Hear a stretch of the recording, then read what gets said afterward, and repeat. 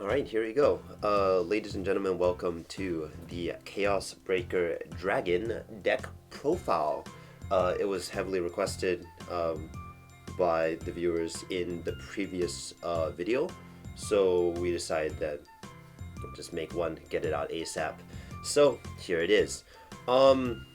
Do keep in mind that this deck is still under research, and although I do think the base of the deck is likely going to stay the same, there might be occasional tech cards that will change, and I don't know, who knows, we might see like a completely new sort of build coming out for Chaos, because Chaos is a weird deck in the sense of running it by itself is pretty good, but hybrid decks do seem to be an option. You could be running this hypothetically with Messiah. I would not personally recommend Messiah, but also more likely I think the leaders might be coming back with Chaos, because the leaders is able to have a lot of aggression here, and Chaos is basically just the other side of that coin. So getting a little bit into this deck, what you are going to be running, you're going to be running don't run 3 of this, run 4 of this, 100%. Run 4 Chaos Breaker. You're going to be wanting to run 4 as it's your main boss unit. You're going into it about 100% of the time, and it's going to be your finisher, it's going to be your first grade 3 ride, it's going to just be there. So you want 4 of this, you want this in your hand, you want this, you don't really need this to be a re-ride target, in the sense of there's no point to re-ride in this deck besides increasing your soul. So outside of soul, you basically just need to ride into a one and done Chaos Breaker. So it's pretty good. Next up, Nordstrom Dragon.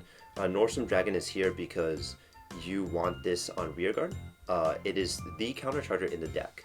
The bind feature, where when it appears, if you have a Cyber Dragon, you can bind one of the opponent's grade 2 or higher rearguards face down. It's good, but realistically you want to be locking them instead of binding them. So in most situations, try to minimize the usage of the binding feature, but instead opt for perhaps locking the opponent's field, then calling this down, then countercharging. Basically only use this when you're absolutely necessary. Next, Gravity Collapse. Gravity Collapse is the ideal grade 2 ride. It is a great rearguard in the sense of it will be providing an on-hit skill that will allow you to call onto the rearguard Nordstrom Dragon and then get your countercharge off. It is an excellent on-hit skill. It incentivizes the opponent to guard, and the biggest thing we'll notice about this deck coming forward is that you are only going to be swinging 3 times. So because you're only swinging 3 times, you want each of your attacks to really count and really be something that the opponent wants to guard. So he has a great on-hit skill. He has a great Vanguard target because you can quickly ride up into Chaos, and then by riding into Chaos, if you're going first, it becomes a big number that the opponent is very likely not going to be able to hit without a booster of some sort. So it's a little bit of the minimum numbers will change a lot in this deck. Next, Zirconium. Zirconium you want to be running at 4. It is a lock target. You want to be basically getting into this. If the opponent is trying to be sneaky and not calling a lot just to keep his field from being locked, call down the Zirconium and then just force them to put a card face down as lock on their field, and you can start doing your combos with Chaos Breaker and Zirconium itself. So it's nice, it's very good. Next, Gyari. Gyari is a weird tech card. It's a tech card in the sense of more than often, all of its skills are going to proc. When it appears, if you have more opponent rear guards than your opponent, it will get 4k. In addition, when it hits, you can Soul Blast 1, bind one of the units face down, but on the off chance, if you cannot bind, you draw. So more than often than not, all of the opponent's rear guards will be locked, in which case you are going to be able to Soul Blast 1 to draw once. And this deck is a deck that cannot kill essentially in one turn. You have to probably do multiple turns and essentially camp out your opponent. So Gyari is really good in the sense of it incentivizes the opponent to guard, and if they don't guard, it gives you the chance to grab an extra card that could be a PG or something that will allow you to survive for another turn of the opponents. Next up, Grade 3 Searcher. Grade 3 Searcher you are running at 4. You could potentially be running this at 3 or 2, because once you go into Chaos Breaker, there's really not a lot of users to have this in your hand besides from being a 13k beat stick on the booster circle. It is good, but you're not really aiming to re-ride with this deck, so in truth, as long as you get a Chaos Breaker in your starting hand, or you're getting it before you ride into Grade 3, that's essentially as far as the usage for this card goes. Expensive too. It's very expensive right now, and at least in Japan it's sitting around 4,000, 5,000 yen. So I would not if you're building this deck, realistically when Chaos comes out, Chaos itself is going to be really expensive, and although the rest of the cards are relatively cheap here, dishing out a lot of money just to get Lady Battler, which in and of itself might be a questionable thing to run at 4, I would not recommend it personally. Craving Claw. Craving Claw is the essential grade 1 in this deck. You're using it to combo with Chaos Breaker. You are using this early game in order to get your pieces that are Draconium and Chaos Dragon. So as a result, you want this in your hand. You want this as a booster. This is the number one thing you do not want to be retired by opponent's effects. This is the essential card in this deck. You need to run this at 4. Maybe 5. If 5 was legal, I would argue to run it at 5, but like we have to settle for 4, so 4. Next, Opener of the Black Gates. Opener of the Black Gates is good in the sense of, because locked cards do not count as rear guards, more than often than not, just like Gyari, you are able to proc this effect. And by proccing this effect, you are able to fill your board pretty well without having to use too much cards from hand. What you'll notice about this deck is that this deck's all about camping once again. You want to be out camping your opponent, you want to be using minimum cards from your hand to fill your board, because that way you have more cards to guard with, and that's the biggest thing. So you want to be running this guy. Next, Kukyo, I forgot the English name. Kukyo you basically just want because it is a great booster. It incentivizes the opponent to guard, and it allows you to dig into your deck. That's the biggest thing with Link as an issue, is there's no searching. So because there's no searching, you really have to dig into your deck to get your pieces, and as a result, Kukyo is an excellent option. You could run Gastora. If you're going to run Gastora, you should probably replace Gyari with Gastora. The personal reason I do not run Gastora is because more than often than not, I find it to be a kind of suboptimal column, and because columns are so important in this deck, I personally prefer to run something else. Next, this is the PR card. It's the cat. The cat is basically there because you're going to be soul blasting a lot with this deck, whether it's through Gyari, whether it's through Opener of the Black Gates, or whether it's through Chaos Breaker itself. And although Craving Claw is here, because you are not able to search it out, more than often than not, you are going to need soul. So as a result, Cat is just here because when the opponent has locked cards or bound cards face down, you can put this into soul and give something 10k. It's very good. It's a good power pumper, and it has a pretty easy condition to fulfill. There's a lot of cards like this in Link Joker. However, I think this is the card that probably will be the easiest to use and the most reliable in most situations. So I'm going with this. Trigger setup, you want to be playing relatively campy in my opinion. So you're going to be running 6 crits, 6 draws, 4 heals. The main reason why we are running this is because, once again, you gotta dig into your deck. It's Link Joker. You don't search, you gotta dig. So as a result, these draws are basically here so that you are able to draw into your pieces or draw into Guard Shield, and that is essentially the biggest thing. So you could run 8 crit. I wouldn't recommend it. This deck isn't a rush deck. If you're playing rush, I think the leaders might be a better option still.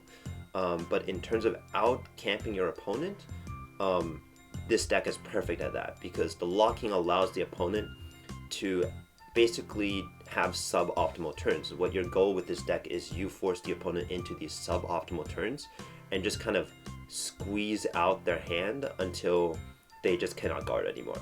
So it's not brute force with this deck. It is a wait and kill kind of game.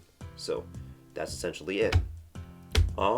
Yeah, that's basically it. It's going to probably not be. It's probably going to be, when clan selection comes out, the most expensive deck to build. As a heads up, it is a very good deck. I would potentially argue that other decks are probably going to be more deadly, but this will certainly be a deck that once is out in the meta, it will be heavily tested because it is a popular unit and it is going to see a lot of gameplay. So we will probably see different varying options with this deck, various tech cards. I have a few tech cards right now in mind, the biggest one being there's another Cyber Dragon that I'm thinking about doing, which is, it's like a Soul Blast one. When it appears, it gets a 10k pump and a 10k guard shield. That might replace Gyari, but I'm not really sure yet. So I have a question. Mm-hmm.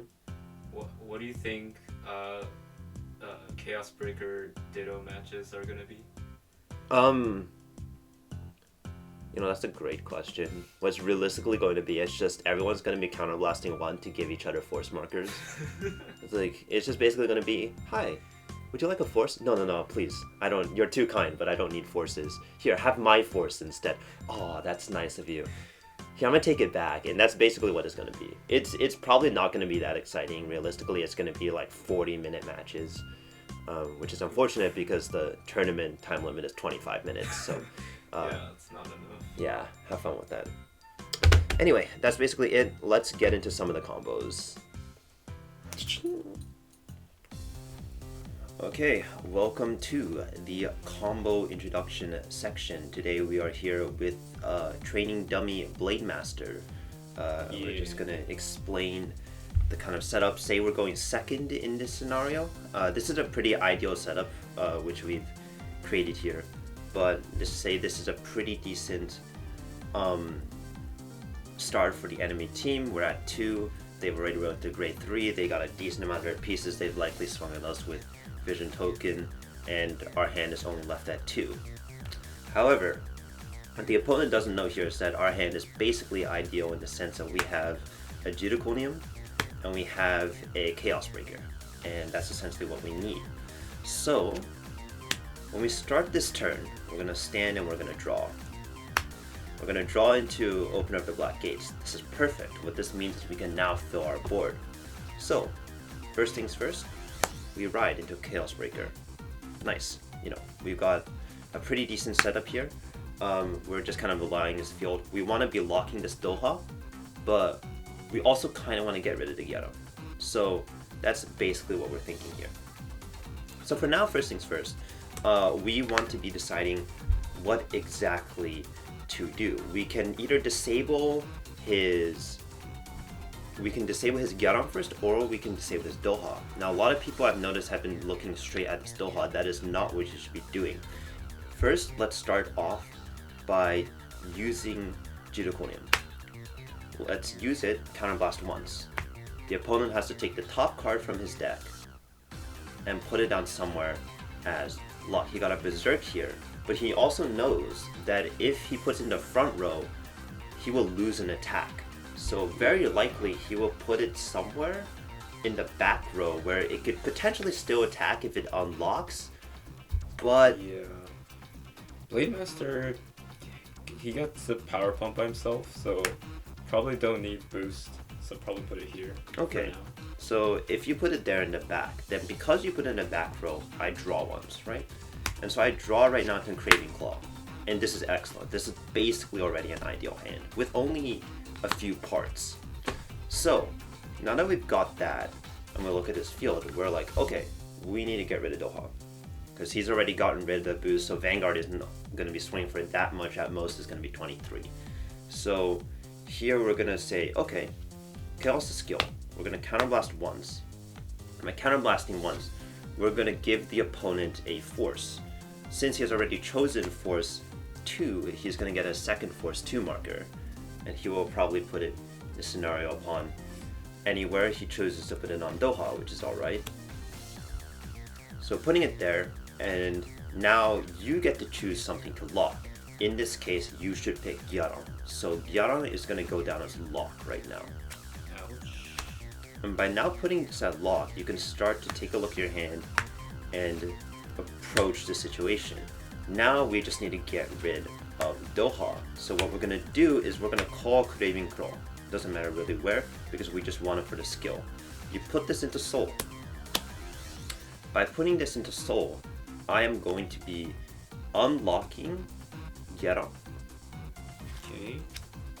and then locking Doha. Oof. And by doing that, you've gotten rid of the front row. But now Chaos' skill procs. By Soul Blasting once, you're gonna able to retire Gyarong and draw into something. So I'm gonna draw into Gyari. Perfect. And then from that, you now are able to take his force markers. He has to get rid of 2 force markers on his field. So both of his force markers Both go, of these are gone. which now means he has to eat a very suboptimal turn. Because at most he can rewrite and only get another force back, but you get 2. Go force 1, that's my recommendation over force 2, simply because Jidaconium's skills wording is like Phantom Blaster Overlord, where the original crit becomes 2, so putting a 2 on Chaos Breaker doesn't really help. Here to add out damage, let's force him to guard this because this is a pretty lethal attack coming up, and then let's put another force here. Next, let's move on. Let us call a Gyari. By calling Gyari, what we are going to be doing is, since we now have more rear guards than the opponent, because the opponent has 2 lock cards, which basically means he has 0 rear guards, this will get a 4k pump, and the on-hit skill, if it hits, it will proc and you draw once. So that is really nice. Next, we're going to get Kokumo out. What we can do with Kokumo is we'll just call it here, make the Vanguard an even bigger number. Soul Blast 1. Since the lock cards don't count on rear guards, he basically has 0 rear guards, which means Kokumon's skill is good to go. We check top 2. We get PG and Kukyo. So Kukyo, now we can look at our field and be like, this attack here has no on-hit skill. So we're going to call it Kukyo. I'm going to put it down as low, and we're going to put the other one to the bottom. And just like that, with those 2 cards, we have filled our board. Now, granted, we did draw into all of our ideal pieces, but you can just see it from how much little we did. We were able to just fill our board into an ideal attack. In terms of numbers, since this appeared and did the lock effect, this is going to get a 10k pump, meaning this is going to be a 28, which means they will need 20k to guard this. This is going to be a pretty big number. It's going to be 23, 33, 41 to crit because of Jidaconium. And then Gyari itself is going to be a 14 with 24 with an on-hit skill. So the opponent either has to take this on-hit skill, or it has to take Vanguard, which is 2 crit. So let's just say, play for an example here, let's swing here for 24, and this will go to Vanguard. Say he just takes it, that is fantastic. He would take it, and then you would use the skill Soul Blast 1, draw into something. You draw into a draw trigger. That's what it is, but it's quite alright. Next, you're going to go in with Vanguard. This is going to be 2 crit, so then the opponent will basically decide whether to guard this or not. Say he takes in this scenario. Obviously, he'd probably be realistically guarding one of these, but since he's a training dummy, we'll just say he takes it. And then I would Twin Drive, and I would Twin Drive into... oh no. Twin Drive into a standard Lady Battler, and then a draw PG. This will go into my hand, and I would draw an extra one, which is drawing into a Nordstrom Dragon, which is nice for later. So we get these. He takes 2 points of damage. Yeah. It's a draw trigger. It's 10k to van. And then nothing. And now we come over here. Since we got the trigger, 10k will be going onto this unit. Putting this one, instead of at 28, it will be at 38, meaning it will still hit. And then realistically, unless the opponent drew into something very, very juicy, he will probably, since he has a dummy, he probably will just take this. Otherwise, say he takes it and it just like hypothetically gets a heal, you will put down, say, Lady Battler as lock, and then draw once since it hit. And then from there, you've already got 4 cards in hand, a fully stacked field, and you are essentially good to go for your next turn. You are at 2 damage in this scenario. Only 2 counters were necessary. If you have the Nordstrom Dragon in your hand, you honestly could just use 1 counter. So this deck can't really be counter denied that easily. The biggest thing that will be the issue with this deck is just your pieces, whether or not you will be drawing into said pieces. So that's just the biggest thing to watch out for. How do you what's the counter for this deck? The counter for this deck is to play something that is extremely Vanguard heavy to swing with. So Kagero is a pretty good counter because the cross is just so reliable just by itself, even without it. Without any rear guards, the cross is still lethal. Other excellent examples against this deck would very likely be Sanctuary to a degree, perhaps, but Sanctuary runs in a situation where you have to go first to get that lethal turn. Simply because of the fact that the opponent, if he's smart, will likely be blocking those grade 1s in the back row. To a certain degree, anything that is a ghost type, so for example Pale Moon as an Axel, if everything goes back into Soul, there's nothing really that Chaos can do, and then you can do your full turn anyway. That's another scenario. That's a few I could think of at the top of my head. Perhaps Gears too, to a degree. Gears does have next stage for that rewrite, and it is pretty lethal, and that's something that Chaos might have a hard time against, even if they lock the rear guards. I know a lot of Japanese people might be eyeing Gears at this point because its recent success with Mystery Flare, with the new PR card. The price of Gears has been shooting up, especially since the release of the Chaos Effect, which is a very interesting thing. So it's perhaps a lot of other players are looking to Gears as a solution. But yeah, that's essentially it. So Nice. yeah, that basically concludes the whole explanation. So that's basically on Chaos. Have fun, enjoy the deck. Yay. It's pretty cancerous, so enjoy it.